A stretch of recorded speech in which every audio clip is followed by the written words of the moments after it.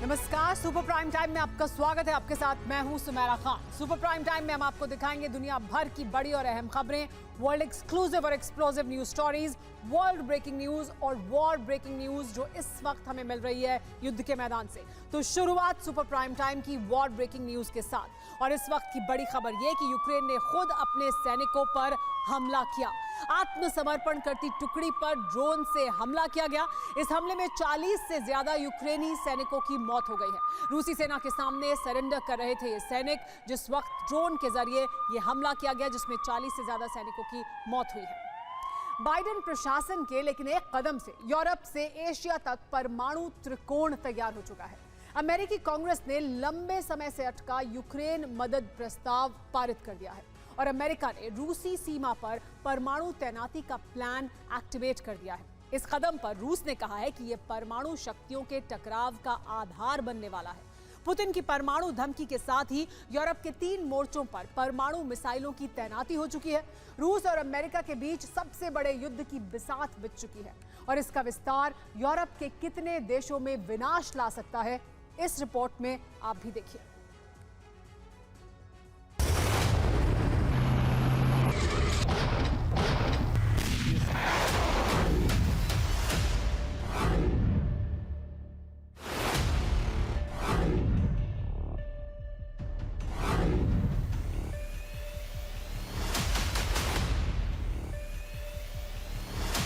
Возглавляемый Соединенными Штатами коллективный Запад घोषणा हो चुकी है, तैयारी हो चुकी है।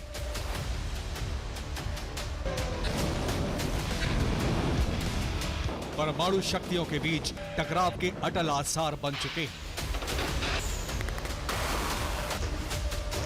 परमाणु हथियारों की तैनाती भी हो चुकी है।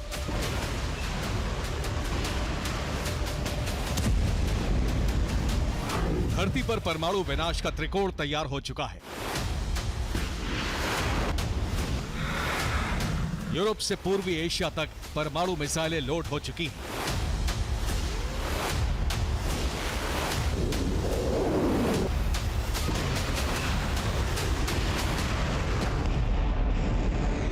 यूरोप में नेटो बनाम रूस के बीच परमाणु युद्ध की आशंका बढ़ गई है।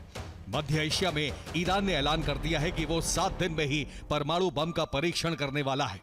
नॉर्थ कोरिया के शासक किम जोंग उन ने परमाणु युद्धाभ्यास शुरू कर दिया है। इन तीनों मोर्चों के एक साथ मिलाकर धरती पर 14,000 किलोमीटर का एक परमाणु त्रिकोण तैयार हो चुका है और तीनों केंद्रों पर कभी भी विस्फोटक विनाश शुरू हो सकता है।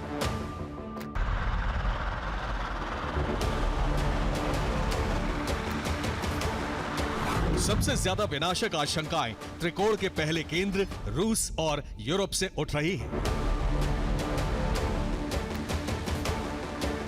क्योंकि रूस ने पहली बार स्पष्ट कह दिया है कि अब अमेरिका ने उसके धैर्य की सभी सीमाएं लांघ दी हैं।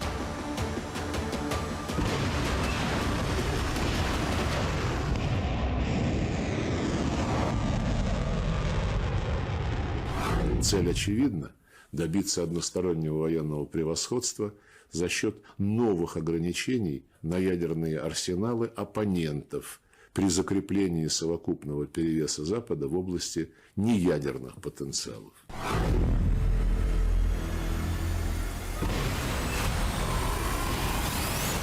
विदेश नीति की भाषा में इतने सपाट बयान नहीं दिए जाते हैं, लेकिन अगर रूस ने यह कहा है तो सोच समझकर संकेत दिए गए हैं।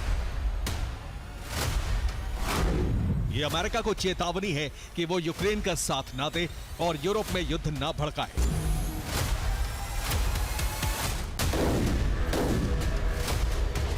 दरअसल रूस अमेरिका की तरफ से यूक्रेन को मदद और यूरोप में परमाणु हथियारों की तैनाती के फैसले से भड़का हुआ है। रूस ने यह चेतावनी जारी की है तो उसके पीछे एक नहीं कई वजह हैं।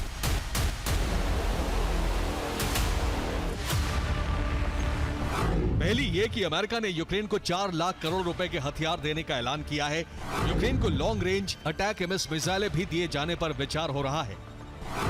यूक्रेन को F-16 फाइटर जेट की सप्लाई होने वाली है। इसके साथ ही अमेरिका पोलैंड में परमाणु हथियार तैनात करने वाला है।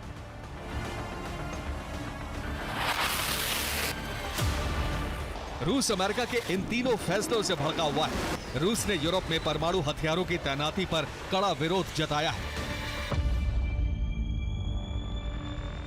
रूसी विदेश मंत्रालय की प्रवक्ता मारिया ज़खारोवा ने कहा है कि कीव को हथियार ट्रांसफर करके अमेरिका आतंकवाद का प्रायोजक बन रहा है। यूरोप में परमाणु हथियारों की तैनाती परमाणु शक्तियों के टकराव का आधार बन सकती है। यूरोप में अमेरिका को अफगानिस्तान और वियतनाम से कहीं भयंकर हार का सामना करना होगा।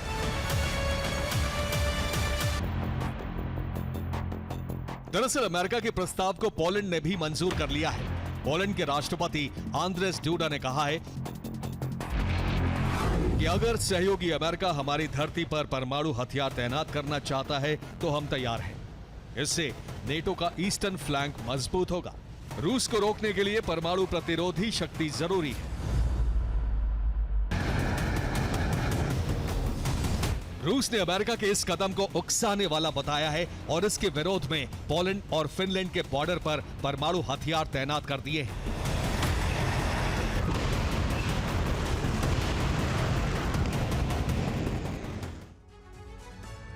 अमेरिकी राष्ट्रपति रूस के खतरे को कम करने के लिए पोलैंड में परमाणु हथियारों की तैनाती पर विचार कर रहे हैं। पोलैंड में अमेरिका B-61-3 न्यूक्लियर वॉरहेड तैनात कर सकता है। इसके विरोध में रूस ने बेलारूस की जमीन पर इस्कंदर मिसाइल सिस्टम तैनात कर दिए हैं। ये पोलैंड की सीमा के नजदीक हैं और इन मिसाइलों में टैक्टिकल न्यूक्लियर परमाणु वॉरहेड लोड कर दिए गए हैं। इसके साथ ही रूस ने पोलैंड के सुवाल्की गैप के करीब अपने क्लैनिनग्राद क्षेत्र में एटमी तैनाती कर दी है। यहाँ रूस ने किंजल हाइपरसोनिक मिसाइलें न्यूक्लियर वॉरहेड के साथ तैनात की हैं। दूसरी तरफ नेटो के सदस्य देश फिनलैंड की सीमा के करीब रूस ने मर्मांस्क बेस पर भी एटमी तैनाती कर दी है। यहाँ इंटरकॉन्टिनेंटल बैलिस्टिक मिसाइल सरमथ तैनात की गई है।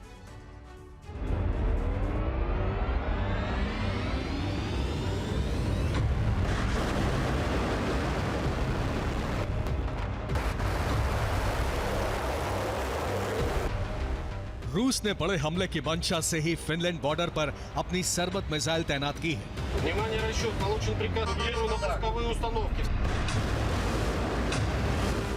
इससे कुछ ही दूरी पर रूस के कोला पेनिनसुला बेस पर भी कई तरह के परमाणु हथियार तैनात हैं।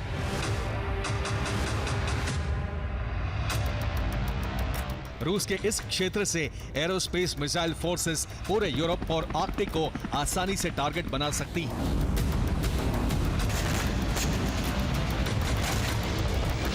रूस बाल्टिक देश लातविया, लिथुआनिया और एस्टोनिया सहित फ्रांस, ब्रिटेन, जर्मनी और सभी नॉर्डिक देश यानी डेनमार्क, नॉर्वे, फिनलैंड, स्वीडन और आइसलैंड पर हमला कर सकता है। रूस की परमाणु तैनाती से पूरा यूरोप खतरे में आ गया है। यूरोप में पहले से ही हमले का बड़ा डर है और इसीलिए रूस को रोकने के लिए जरूरी कदम उठाए जा रहे हैं।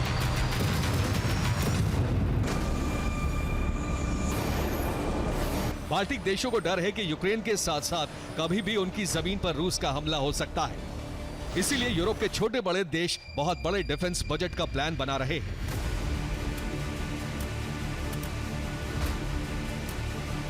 एस्टोनिया की सेना प्रमुख जनरल मार्टिन हेरेम ने कहा है कि एस्टोनिया रूस के हाथों विनाश के लिए तैयार रहे या फिर करोड़ों हथियार खरीद ले। एस्टोनिया जीडीपी का 3% से ज्यादा रक्षा बजट पर खर्च करने जा रहा है।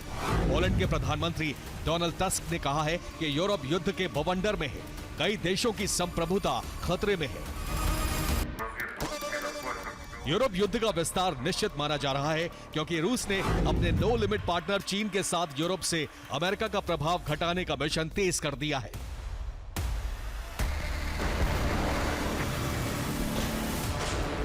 रूसी विदेश मंत्रालय ने कहा है कि चीन के राष्ट्रपति मॉस्को दौरे पर आने वाले हैं। अभी तारीखों का ऐलान नहीं हुआ है। यह माना जा रहा है कि चीन रूस मिलकर यूरोप सहित अरब युद्ध की रणनीति तय करेंगे।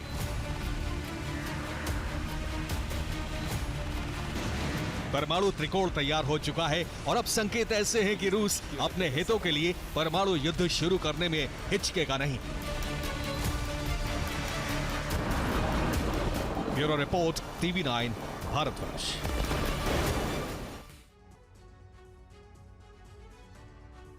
सिर्फ 7 दिन बाद धरती के एक इलाके में न्यूक्लियर विस्फोट हो सकता है। प्रचंड एटमी जलजले से पूरे अरब वर्ल्ड में कोहराम मच सकता है, क्योंकि जिस परमाणु बॉम्ब को बनाने के लिए ईरान दशकों से लगा हुआ था, ईरान का वही न्यूक्लियर प्रोग्राम अब आखिरी दौर में है।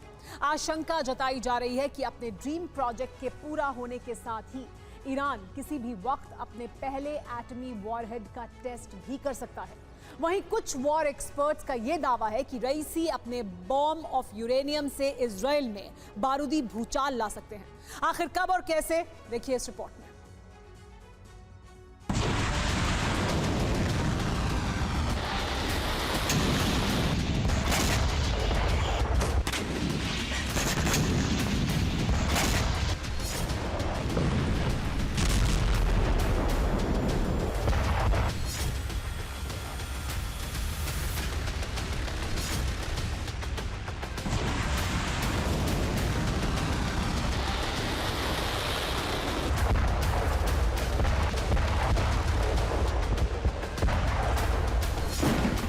ईरान इजराइल के बीच तनाव चरम पर है।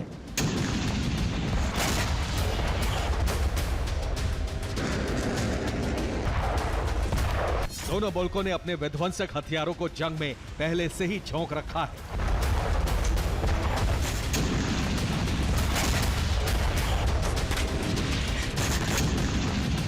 भीषण युद्ध के हालात ने पहले ही अरब वर्ल्ड में खलबली मचा रखी है। मगर इसी बीच एक ऐसी खबर सामने आई है जिसके चलते अरब वर्ल्ड में महाविस्फोट होना तय माना जा रहा है, क्योंकि ईरान की न्यूक्लियर कमेटी के सदस्य और सांसद जावेद करीमी ने दावा किया है कि ईरान का न्यूक्लियर प्रोग्राम जल्द पूरा होने वाला है। ईरान भी अब परमाणु संपन्न देश बनने वाला है। एक हफ्ते के भीतर ईरान एटम बम का टेस्ट कर सकता है।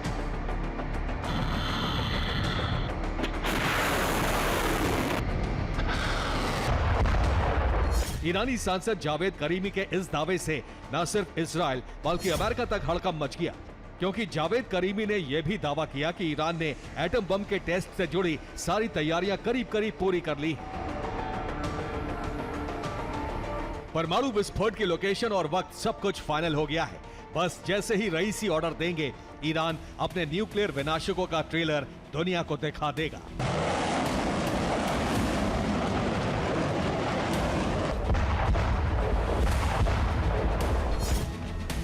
बीते एक दशक से ईरान न्यूक्लियर बम बनाने की जद्दोजहद कर रहा था।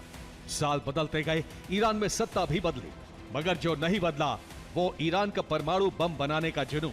और अब ईरानी सांसद के ऐलान के साथ ही इस बात की आशंका जताई जा रही है कि अब किसी भी वक्त ईरान अपने पहले एटमी वॉरहेड का टेस्ट कर सकता है।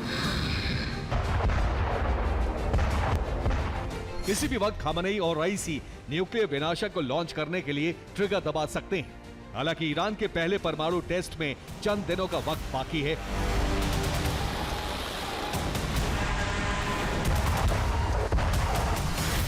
क्योंकि फरवरी महीने में ईरान ने यूरेनियम को 84% प्योरिटी तक प्रोसेस किया। एटम बम के लिए 90% प्योरिटी प्रोसेस्ड यूरेनियम की जरूरत होती है।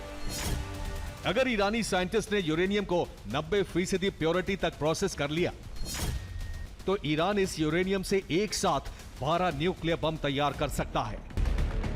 मतलब यह कि जैसे ही ईरानी साइंटिस्ट ने अपना टास्क पूरा किया, मुमकिन है इसके साथ ही ईरान अरब में परमाणु विस्फोट कर दे, अपने एटमी वॉरहेड से जलजला ला दे। क्योंकि कुछ एक्सपर्ट्स ये भी दावा कर रहे हैं कि ईरान अपने एटमी वॉरहेड का टेस्ट और ट्रायल सीधे इजराइल की सरजमी पर करेगा,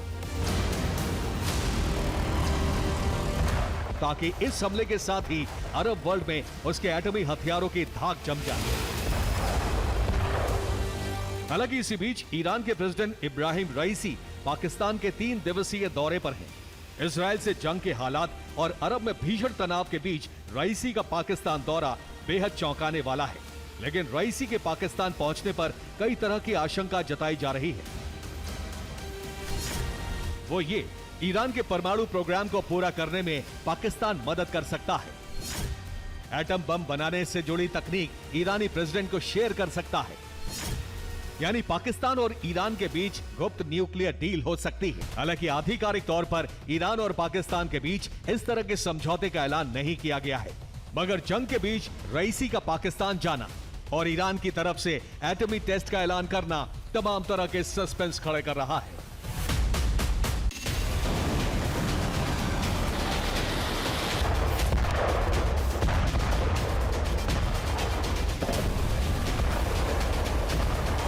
एक तरफ ईरान ने एटमी सनसनी मचाने का ऐलान किया है, तो दूसरी तरफ ईरान को पुतिन की तरफ से भी सैन्य मदद मिली है। दरअसल एक सप्ताह के भीतर ईरान को 24 Su-35 लड़ाकू विमान रूस की तरफ से मिलेंगे, ताकि ईरान आसमानी जंग में इजराइल को धराशायी कर सके।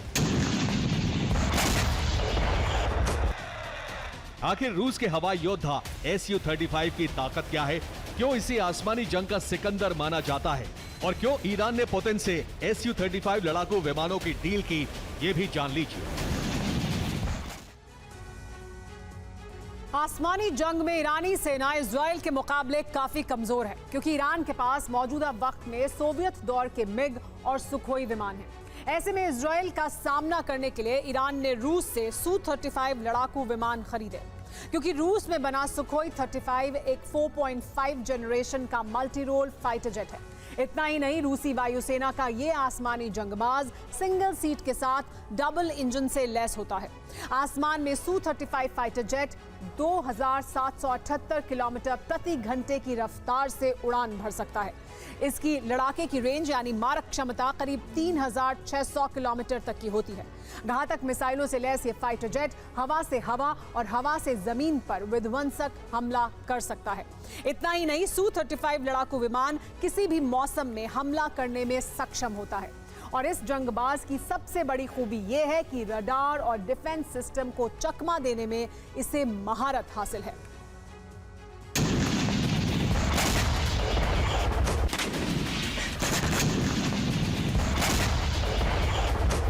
दरअसल इजराइल ने जब भी ईरान पर अटैक किया है तो हमले के लिए लड़ाकू विमानों का इस्तेमाल किया है।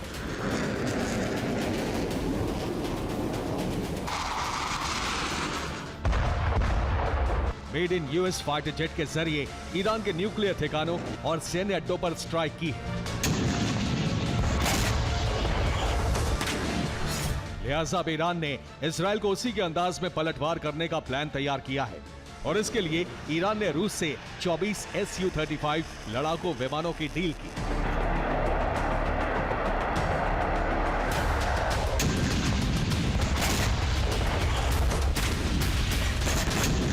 मतलब ये कि ईरान ने लड़ाकू विमानों के साथ साथ अपने एटमी जखीरे को भी एक्टिव मोड पर ला दिया है, जिसका मतलब ये है कि अब इजराइल पर किसी भी वक्त बारूदी भूचाल आ सकता है।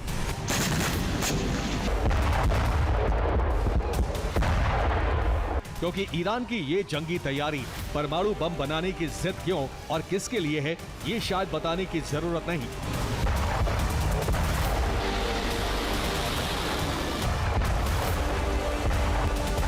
हर कोई ये बखूबी जानता है कि खाड़ी में अमेरिका के पांव उखाड़ने के लिए, अपने दुश्मन इजराइल का वजूद मिटाने के लिए ईरान बॉम्ब ऑफ यूरेनियम तैयार कर रहा है।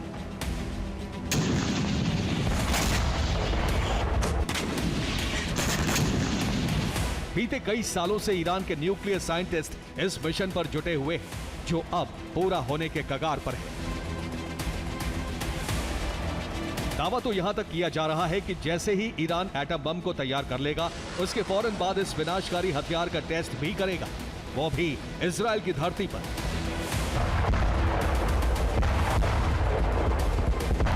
दावा तो ये तक किया जा रहा है कि ईरान ने अगर सीधे इजराइल पर अटैक नहीं किया तो फिर वो अपने प्रॉक्सी संगठनों के जरिए इजराइल में एटमी जलजला ला सकता है।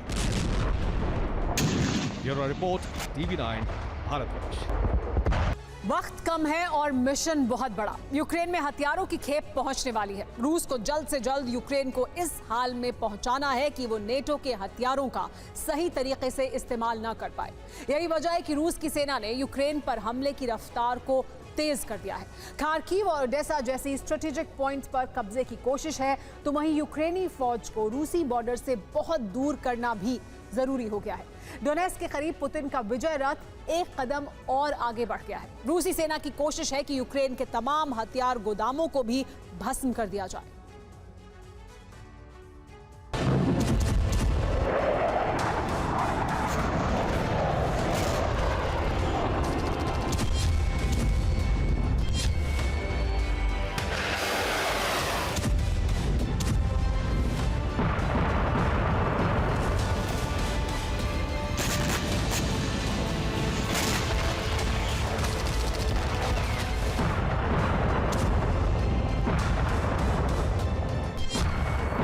सिर्फ सेना नहीं, सिर्फ हथियार नहीं,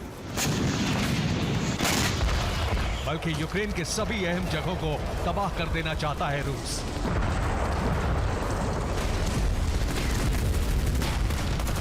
आर्मी का संचार सिस्टम हो या फिर टीवी टावर, यूक्रेन को लाचार बनाने के मिशन में सब कुछ तबाह हो रहा है।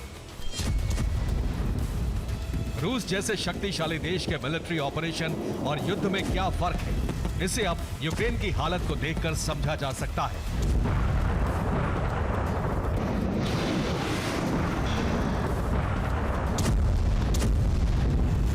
कुछ दिन पहले ही रूस ने यूक्रेन में स्पेशल ऑपरेशन को युद्ध में तब्दील किया है और उसके बाद से यूक्रेन में संहार का ऐसा दौर शुरू हुआ है कि हर दिन यूक्रेन के नुकसान का आंकड़ा तेजी से बढ़ता जा रहा है। खार्किव पर लगातार ताबड़तोड़ प्रहार, 7 दिनों से खार्किव पर हवा से बमबारी। यूक्रेन के खार्किव पर कब्जे का मिशन। खार्किव रूसी सीमा से सिर्फ 40 किलोमीटर दूर है। युद्ध की शुरुआत से ही खार्किव रूस के टारगेट पर रहा है। ज़ेलेंस्की ने खार्किव को बचाने के लिए पूरा जोर लगा दिया था। रूस की रणनीति में यूक्रेन के 3 शहरों को सबसे अधिक अहमियत दी जा रही है और इन शहरों पर प्रहार की रफ्तार बेहद तेज है।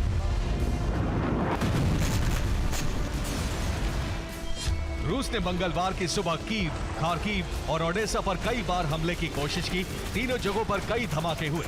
खासतौर से ओडेसा और खार्किव को रूस अब बाखमत की तरह खंडहर बनाने में जुट गया है।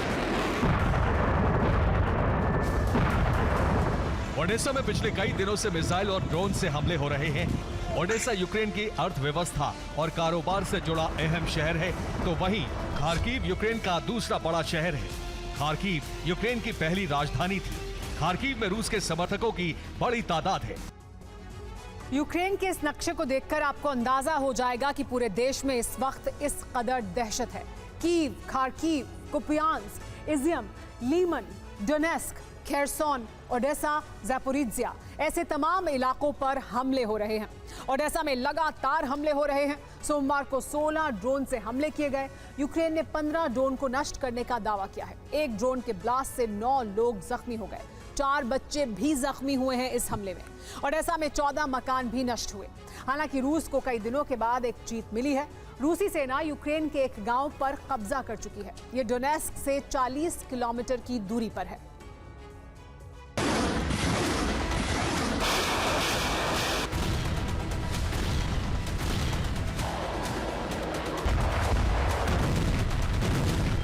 रूस की ये जीत छोटी है, लेकिन धीरे धीरे ये विजय रथ बहुत आगे तक बढ़ सकता है।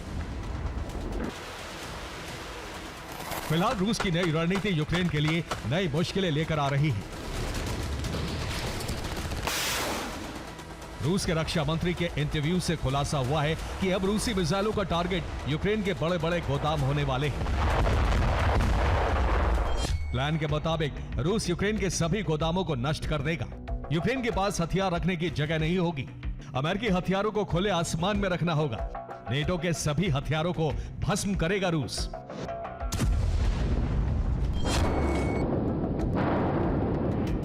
रूस की सेना ने मिसाइलों और ड्रोन का बड़ा जखीरा तैयार रखा है, जिससे यूक्रेन के तमाम गोदामों को नष्ट किया जा रहा है। रूस की कोशिश है कि यूक्रेन के पास अमेरिका या दूसरे देशों से आए हथियारों को रखने की कोई जगह ना बचे।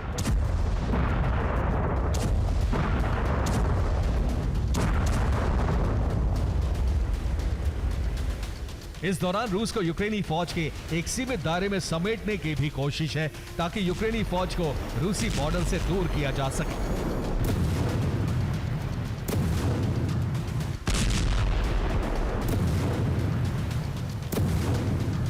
यूक्रेन को कई लॉन्ग रेंज हथियार मिलने वाले हैं। यूक्रेन का एयर डिफेंस भी मजबूत होने जा रहा है। यूक्रेन में हवाई हमले करना मुश्किल हो जाएगा। लॉन्ग रेंज मिसाइल से रूस के शहरों को खतरा है। खार्किव और ओडेसा के अलावा चासिव यार में भी रूस ने पूरी ताकत से हमला किया है। मिसाइलों की ताबड़तोड़ बरसात,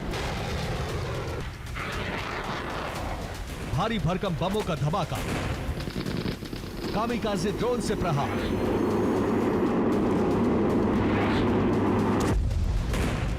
टैंक और MLRS से लगातार गोलाबारी।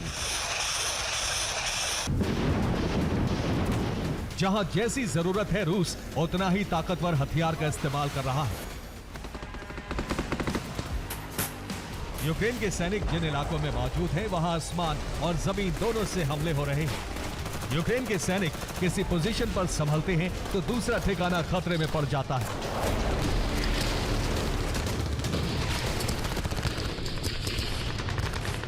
चासिव यार में रूस के 25,000 सैनिक मौजूद हैं। रूसी फौज ने चासिव यार को 3 तरफ से घेर लिया है। भीषण जंग में हर दिन यूक्रेन के कई सैनिकों की मौत हो रही है। रिपोर्ट के मुताबिक रूस की सेना यहां अवदीव्का वाले फॉर्मूले पर काम कर रही है। अवदीव्का में जिस तरह यूक्रेन की सेना को पहले घेरा गया और फिर सप्लाई लाइन काटी गई, उसी तरह से चासिव यार में रूसी फौज एक चक्रव्यूह तैयार कर चुकी है। चासिव यार में सप्लाई लाइन काटने की जरूरत नहीं है। हथियार खत्म होने के बाद सैनिकों को गोला बारूद की सप्लाई नहीं हो रही है। रूसी फौज ने यूक्रेनी सैनिकों को वापस जाने का रास्ता छोड़ा है। दूसरी तरफ यूक्रेन की फौज नेटो देशों से हथियार आने तक रूसी फौज को आगे बढ़ने से रोकने की रणनीति पर काम कर रही है। यूक्रेन की सेना के पास इस वक्त ड्रोन की शक्ति जरूर है, लेकिन जमीन पर मौजूद हजारों सैनिकों का शिकार करना ड्रोन से बेहद मुश्किल है। Bureau report, TV9 Bharatvarsh. अब बात यूक्रेन की। रूस और यूक्रेन के बीच चल रही जंग को लेकर अमेरिका ने बड़ा कदम उठाया है। सिर्फ अमेरिका ही नहीं, बाकी कई और देशों ने भी यूक्रेन को हथियार देने शुरू कर दिए हैं, जिसके बाद ऐसा माना जा रहा है कि दोनों देशों के बीच युद्ध फिलहाल खत्म होने वाला नहीं है। जबकि रूस इस बात से नाराज है और उन देशों को टारगेट पर ले लिया है जो यूक्रेन को हथियार भेज रहे हैं।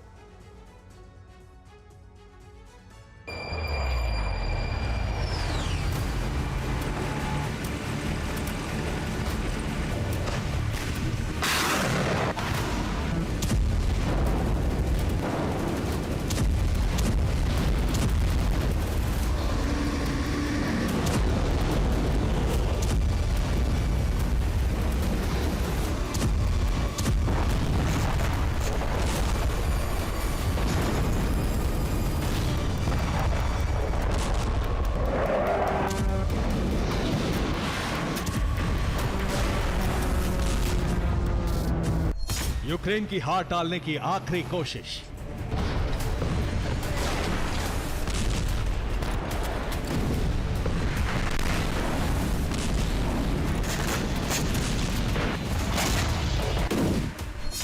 रूस के खिलाफ यूक्रेन के बहाने अमेरिका का बड़ा प्लान।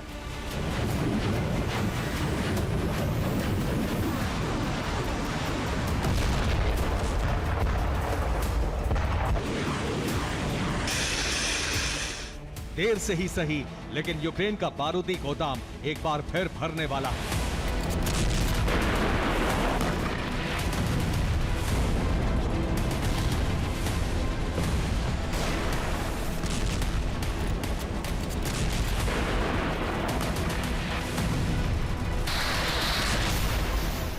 यूक्रेन को मदद करने के लिए अमेरिका का प्लान रेडी है। इस बार सिर्फ हमला नहीं होगा, बल्कि पुतिन को चकमा देने की भी तैयारी है।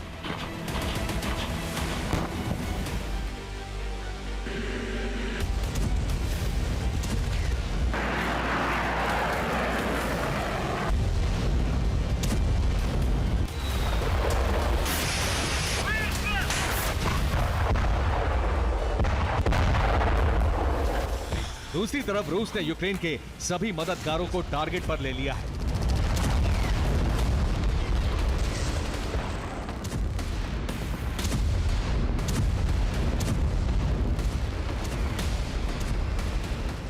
आज आपको अंदाजा हो जाएगा कि यूक्रेन की सेना को कितनी बड़ी ताकत मिलने वाली है और यूक्रेनी सैनिकों को यह ताकत देने के लिए अमेरिका ने क्या प्लान बनाया है। अमेरिका जल्द ही यूक्रेन को 4 लाख करोड़ के 2 हथियार देने वाला है। ये वो हथियार हैं जिसके बाद यूक्रेन की ताकत पहले से कई गुना बढ़ जाएगी।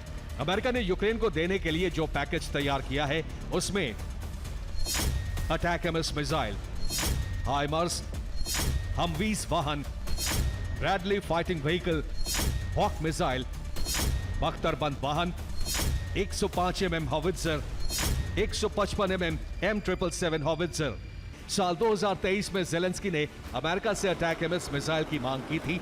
यूक्रेन का कहना था कि उसे लंबी दूरी की मिसाइल चाहिए और अब जाकर अमेरिका ने इसे मंजूरी दे दी है।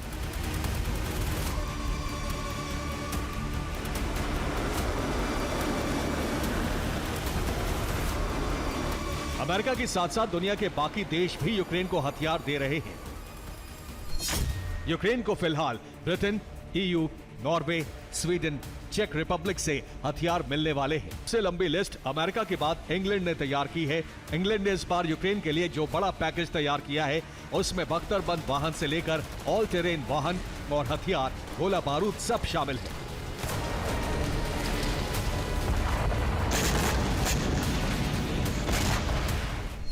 इंग्लैंड के पैकेज में इस बार यूक्रेन के लिए 60 हाईटेक नावें, 400 वाहन, 162 बख्तरबंद वाहन, 78 ऑल टेरेन वाहन, हजारों छोटे हथियार शामिल हैं। जिस तरह से एक साथ कई देश यूक्रेन को हथियार भेज रहे हैं, मदद कर रहे हैं, ये इस बात की गवाही है कि ये युद्ध अभी लंबा चलने वाला है। साथ ही यूक्रेन के लिए ये किसी संजीवनी से कम नहीं है, क्योंकि उसकी सेनाओं के पास हाल के महीनों में न तो गोले बचे थे और न ही बारूद, बाकी और भी संसाधनों की कमी हो गई है।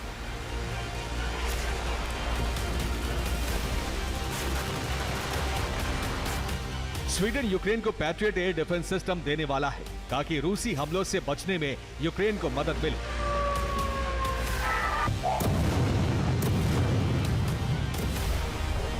दूसरी तरफ यूक्रेन के राष्ट्रपति जेलेंस्की ने कहा है कि अगर यूक्रेन के पास पहले से ही राइट एयर डिफेंस सिस्टम्स होता तो 17 अप्रैल को एक साथ इतने लोगों की मौत नहीं होती।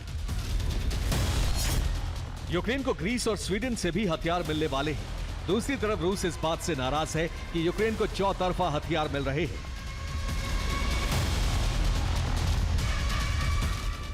खबर है कि अमेरिका की तरफ से हथियार बहुत जल्द यूक्रेन पहुंचने वाला है।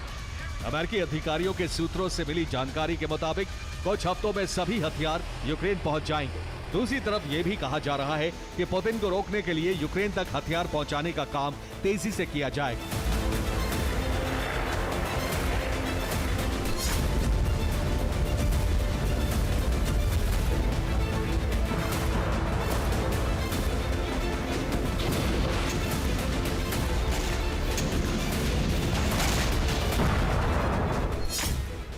हालांकि रूस अब अलग तरीके से अपना प्लान तैयार कर रहा है। इस प्लान के मुताबिक रूसी सेनाएं यूक्रेन पर हमले तेज कर देंगी। रूसी सेना अब यूक्रेन को नुकसान पहुंचाएंगी। अब रूसी सेना अटैक करने का तरीका भी बदल देगी। रूस के टारगेट पर यूक्रेन की मदद करने वाले देश हैं। इधर institute for the study of war की माने तो यूक्रेन को जिस तरह से चारों तरफ से हथियार मिले हैं, जिसके बाद आने वाले कुछ ही हफ्तों में यूक्रेन रूस के आक्रमण को पूरी तरह से विफल करने में सक्षम हो सकता है।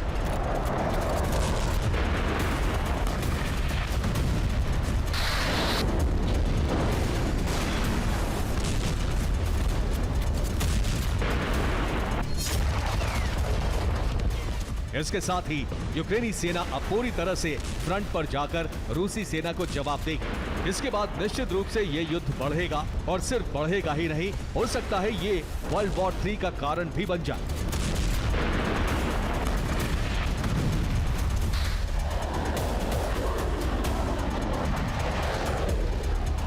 इन तमाम रिपोर्ट से इतना तो साफ हो गया है कि अमेरिका और बाकी देश पुतिन के मिशन को पूरा नहीं होने देंगे और ये युद्ध अभी कई महीनों तक खिंचने वाला है।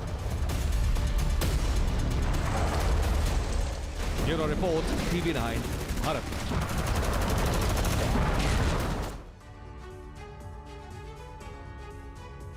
रूस अमेरिका और नेटो के हथियारों के लिए अग्नि परीक्षा बन गया है, क्योंकि अमेरिका और नेटो देशों के कई एडवांस्ड हथियार अब रूस की लैब में पहुंच चुके हैं और इन पर रिवर्स इंजीनियरिंग करके रूस ने इनकी खामियां ढूंढ निकाली हैं। इन पर हमले करके तबाह करने के लिए बेहतर रणनीति तैयार कर ली है। 22 अप्रैल को रूसी सैनिकों ने जर्मन लेपर्ड टैंक के एडवांस्ड वर्जन को वॉर ट्रॉफी की तरह रूसी धरती पर पहुंचा दिया। अब इस पर काम शुरू हो चुका है और दूसरी तरफ रूस के कई एडवांस्ड हथियार भी अमेरिका और नेटो की परेशानी बने हैं। देखिए हथियारों की होड़ और तकनीकी दौड़ पर यह रिपोर्ट।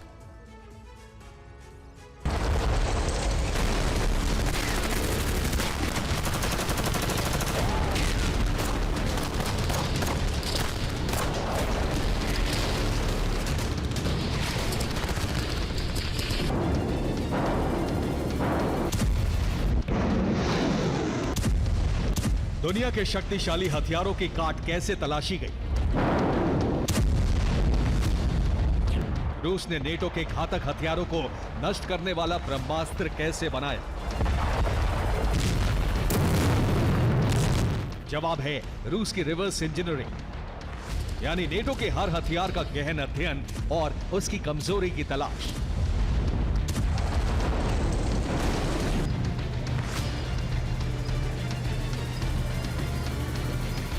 रूस यूक्रेन युद्ध की कुछ तस्वीरें दुनिया को चौंका रही हैं और इन तस्वीरों में है जर्मनी का एडवांस टैंक लेपर्ड और उसका भी सबसे एडवांस्ड वर्जन 2A6।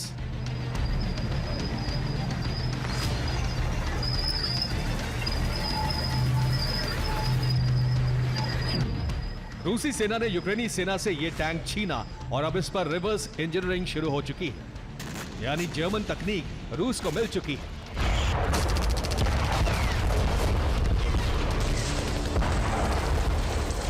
इससे पहले रूस ब्रिटिश स्टॉर्म शैडो मिसाइल को भी कब्जे में ले चुका है। कुछ लोग मिसाइल के पुर्जे अलग कर रहे हैं। ये रूसी विशेषज्ञ हैं जो इस मिसाइल से जुड़ी हर जानकारी को हासिल करने की कोशिश में हैं।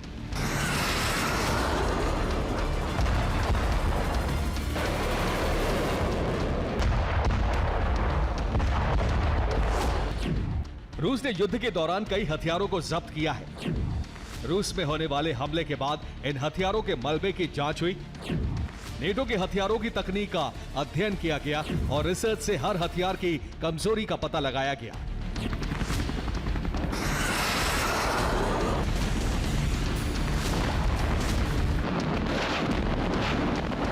रिपोर्ट है कि रिवर्स इंजीनियरिंग की मदद से ही रूस ने नेटो की मिसाइलों की ताकत का पता लगाया और अपने हेलीकॉप्टर्स में जरूरी उपकरण लगाए। रूस ने रिवर्स इंजीनियरिंग के जरिए अमेरिका के ब्रैडली व्हीकल की कमजोरी ढूंढी और सब नष्ट कर दिए। अमेरिका के अब्राम्स टैंक की कमजोरी ढूंढकर सब खत्म कर दिए गए। जर्मनी के लेपर्ड टैंक भी इसी तरह नष्ट किए जा रहे हैं।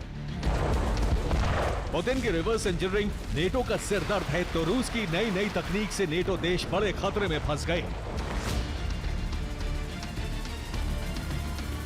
जिससे नेटो के सैन्य विमान और नेटो देशों के नागरिक विमान भी संकट में हैं। बीते 3 महीनों में नेटो देशों की 4000 उड़ान जीपीएस जैमिंग का शिकार हुई है।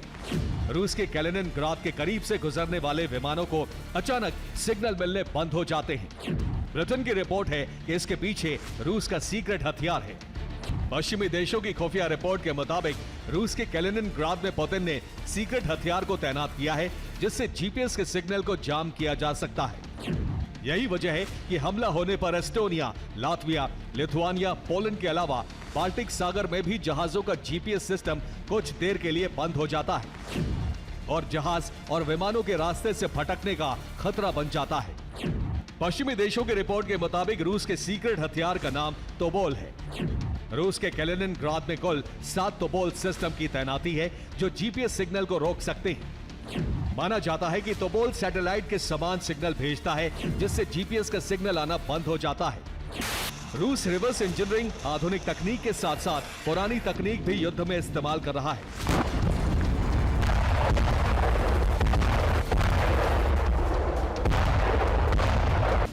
रूस ने यूक्रेनी कैमरा ड्रोन को नाकाम करने के लिए ईस्टर्न फ्रंट लाइन पर पुरानी तकनीक का सहारा लेकर स्मोक स्क्रीन तैयार कर दी। धुएं के इन बादलों से यूक्रेन के ड्रोन रूसी सेना को नहीं देख पा रहे हैं और हमले से रूसी सैनिक बच रहे हैं।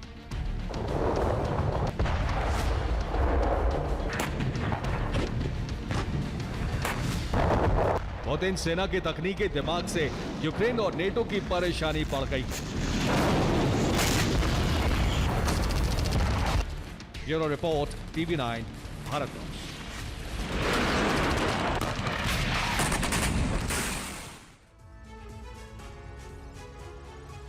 पुतिन जैसा चाहते थे वैसा ही हो रहा है। जैसे ही अमेरिका ने यूक्रेन को हथियार देने का ऐलान किया, ईरान से लेकर नॉर्थ कोरिया तक परमाणु युद्ध का माहौल तैयार कर दिया गया है।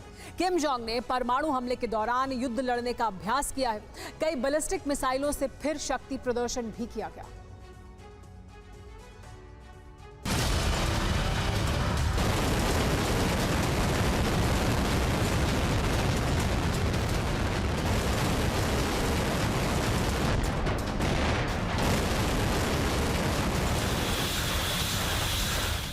जब जब नॉर्थ कोरिया की सेना किम जोंग की उम्मीदों पर खरी उतरती है, किम के चेहरे पर ऐसी ही मुस्कुराहट आती है।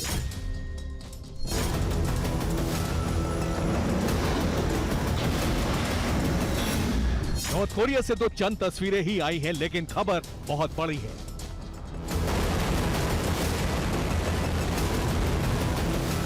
नॉर्थ कोरिया के पूर्वी तट से एक बार फिर ऐसी बैलिस्टिक मिसाइलों ने हवा को चीरकर अपनी ताकत का प्रदर्शन किया।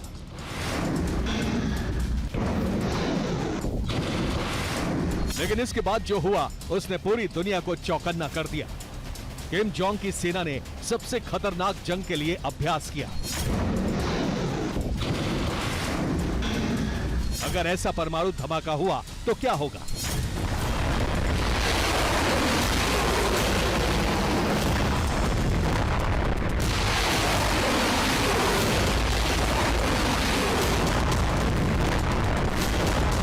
अगर नॉर्थ कोरिया में किसी ने न्यूक्लियर हथियारों की धौंस दिखाई तो किम की सेना कैसे पलटवार करेगी?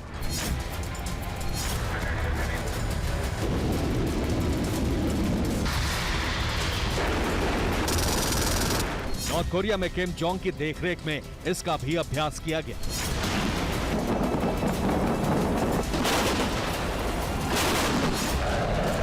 दुनिया ने फिर किम का वही अंदाज, वही तरीका और वैसा ही धमाका देखा।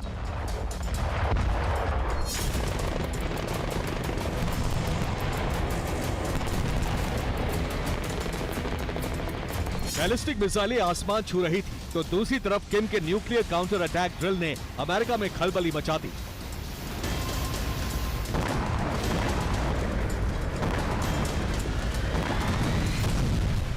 किम ने कई महीने पहले ही अपनी सेना को हर तरह के हमले से बचने और दुश्मन पर प्रहार करने की तैयारी का आदेश दिया था।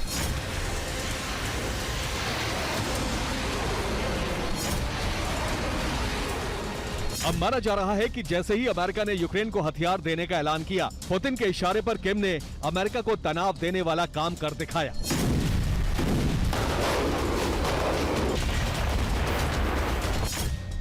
नॉर्थ कोरिया ने पहली बार न्यूक्लियर काउंटर अटैक ड्रिल की है। ड्रिल में 600 mm के सुपर लार्ज MLRS का इस्तेमाल किया गया। डमी न्यूक्लियर हथियारों का भी इस्तेमाल किया गया। वैसे ही तापमान और वैसी ही तबाही जैसा माहौल तैयार किया गया। अभ्यास का मकसद उत्तर कोरिया की परमाणु शक्ति के भरोसे ताकत और साधनों का प्रदर्शन करना था। नॉर्थ कोरिया इसे और मजबूत करने जा रहा है।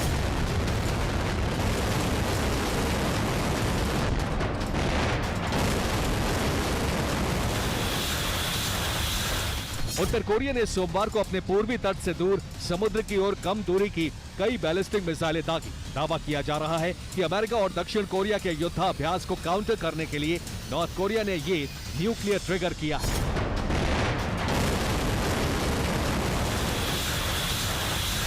इस अभ्यास के दौरान नॉर्थ कोरिया की सेना ने परमाणु हमले का जवाब देने की तैयारी की। इस दौरान परमाणु हमले जैसा माहौल ही तैयार किया गया और इस दौरान सैनिकों को तैनात करने और परमाणु हथियारों के साथ आर्टिलरी से फायर करने का अभ्यास किया गया।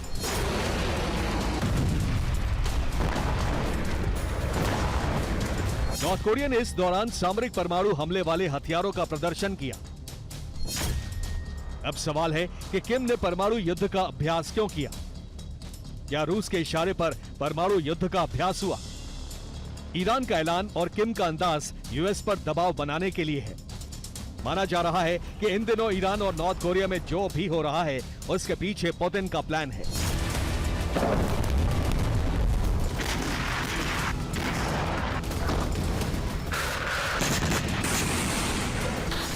रूस के दोनों मददगार लगातार अमेरिका पर दबाव बनाने की कोशिश में हैं। पुतिन को लग रहा था कि अमेरिका से यूक्रेन को अब हथियार नहीं मिलेंगे, लेकिन ऐसा नहीं हुआ।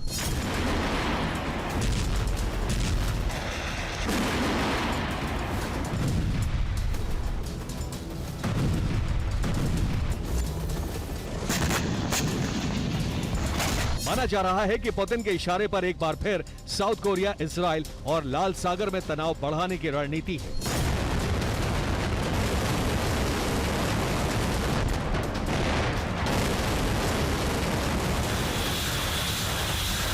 Bureau report, TV9, Bharatvarsh. Super prime time में आज के लिए इतना ही। फिलहाल वक्त हो गया एक ब्रेक का। बने रहिए TV9 भारतवर्ष के साथ।